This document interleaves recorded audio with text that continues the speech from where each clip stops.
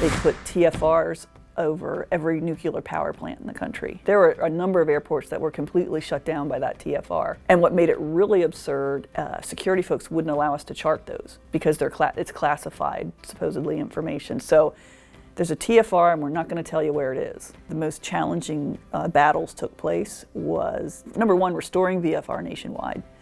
And then even more so restoring IFR and VFR within the Class B airspace. And the reason for that was the security folks didn't want anybody flying VFR, period, full stop, because now they don't feel that they have any kind of control over knowing where airplanes are going to be. And on 9/11, I was in my office, and at that time we didn't have televisions in every office, and I heard somebody shout that an airplane had gone into a building, and obviously, like everybody else in the country, we weren't sure what was going on, but I remember a bunch of us gathered in a conference room, turned the TV on, and we were talking about it, and there was speculation it was a small airplane, and we were all kind of prepping and getting a game plan together, because obviously if a small airplane hit a building, it was going to be a potential major impact on our industry, certainly a lot of media inquiries. And so while we were literally sitting there talking, we saw the second plane go in. And I had a good contact at the FAA Command Center. I called her. I didn't get her. I got her for a second, and then she dropped off, but the phone line stayed open.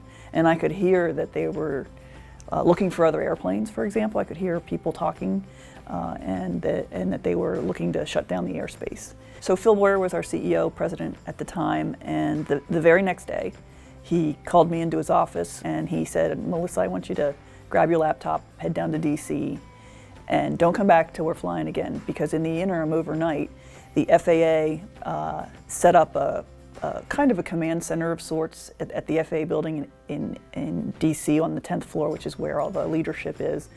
And they had all the security folks there, as well as the military, as well as all the air traffic folks.